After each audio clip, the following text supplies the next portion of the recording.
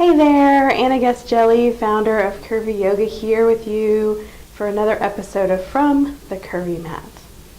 I've got a great reader question for you today. Here it is.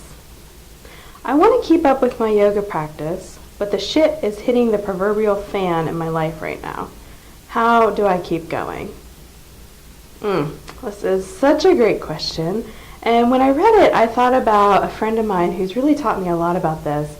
And I wanted to tell you a little bit about her and her story. So the friend is Marianne Elliott, who some of you may know from her great 30 Days of Yoga courses. And she and I co-teach a class called 30 Days of Curvy Yoga. So Marianne really got into home yoga practice after a stint as a UN peacekeeper in Afghanistan. And you'll have to read her wonderful book, Zen Under Fire, which I highly recommend for more of the story. But in a nutshell, she was told that she needed to hold down the fort, so to speak, in her work for a little while her boss and other colleagues were out of town. They said as long as this one thing didn't happen, everything would be fine. Well, of course, that one thing did happen within just a couple hours of her being on her own there. And it was such a traumatic experience, kind of the biggest that we could imagine in many ways, that she had to find something else to do.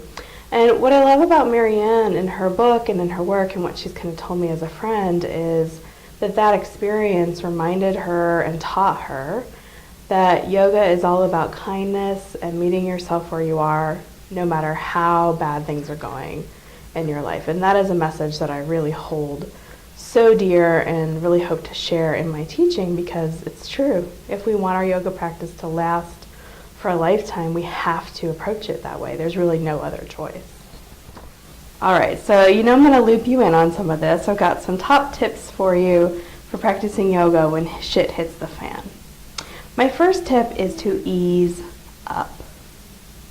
I don't know about you, but when I have a lot of things going on in my life, especially a lot of really difficult things, I tend to find myself wanting to control my life in the other areas. So one of those is discipline in my yoga practice. So things are really hard. I often have the tendency to be like, okay, now is the time I'm really going to commit to an intense yoga practice because I need it. It's that question of need that I think is worth investigating and worth easing up around a little bit to look for where are you controlling and where are you meeting what you really need in a particular moment. I think it can be easy to confuse those things. That leads me right to my second tip, which is to meet your needs both on and off the mat. So when crisis is happening in your life, when things are happening with you and the people around you, people you love, you have a lot of different needs, and some of those needs may involve yoga, but some of them may not. And it's a great opportunity to think about, what do I really need right now? Do I need yoga? Do I need a bath? Do I need a walk outside? Do I need a cry with a friend? Do I need a session with a massage therapist? And really figure that out and let it be okay both when the answer is yoga and when the answer is not yoga. And that brings me to my third tip, which is to get help.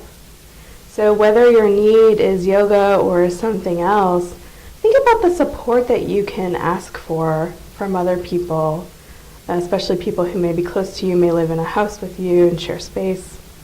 And really think about, what do you most need? Because it can be so hard to ask for help, especially when you're in a crisis mode and shit is hitting the fan. But taking a moment to pause and think about what you could really ask for, even if it seems like no one would want to do it or it would be an inconvenience. Many times people are just looking for ways to help, and they need just a little bit of your guidance on that. My last tip is to remember that we call yoga a practice for a reason.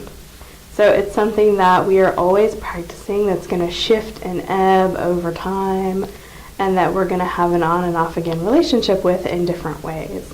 And if we look at it from this long-term perspective, that practice approach can feel a lot more liberating than confining.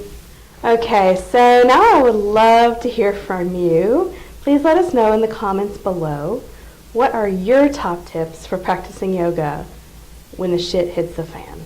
This video. If you know somebody else who you think would be interested, I would love for you to share it on Facebook or Twitter. Come hang out with me on the Curvy Yoga Facebook or Twitter page. And if you'd love a little more Curvy Yoga in your life, go to my website, sign up, and you'll get 2 free chapters of my book, Permission to Curve. Bye!